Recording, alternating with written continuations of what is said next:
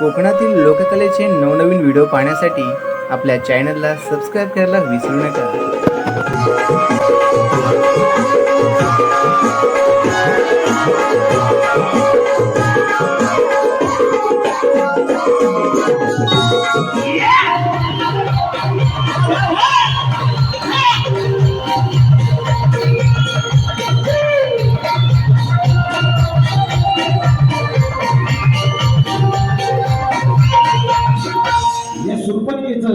या कलियुगात वा ती कोणत्या रूपात वावरते आणि तिचं स्वरूप सांगायचंय. याच्या आधी शाहीने खूप उत्तर दिलेली आहेत. जर बुवा शास्त्र आधार असेल तर उत्तर द्या, नाहीतर खोटं नाही तर बोलून, ही माझी विनंती आहे. रावणाची बहीण शूर्पणखा ही या कलियुगात कोणत्या रूपात वावरते व तिचं स्वरूप कोणतं, टिप्स मध्ये वगैरे कंसात करून तुम्हाला समजेल असेल. वाचा, नंतर प्रश्न उठूया. अरे तुझा माझा सावना जे रंगणारे आहे, या शक्ती तुऱ्या कोण कोणाला भारी पडणारे आहे. अरे नादाला लागू नको तू माझ्या, अरे माझ्या तुऱ्याची शान देवेंद्र शिमण माझ्या ठिकाणी जिंकणार आहे. विषय होतो बघा, हे बंगला गाडी झुके गगन, आग लगी दिल के जोगने को, दिल मत देना मेरी सोतन को. विषय हो बघा. अरे हा दिडशाना व मार्मिक काय शब्द मागे, हा दिडशाना बघा करतोय गाना.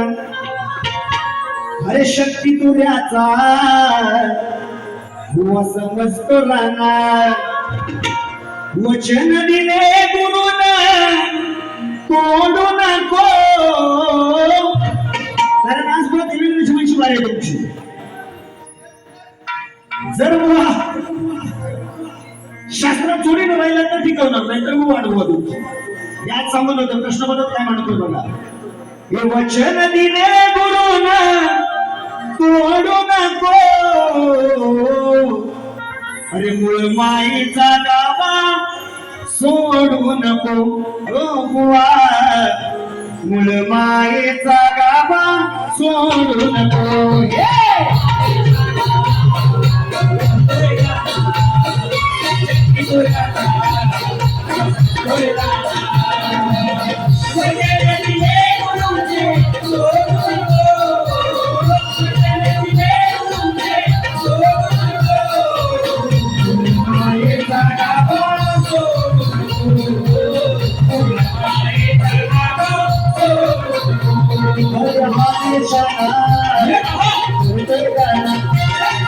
शक्ती तुझ्याकडे समजतो ना. अरे वचन दिले गुरुचे तोडू नको, वचन दिले गुरुचे तोडू नको.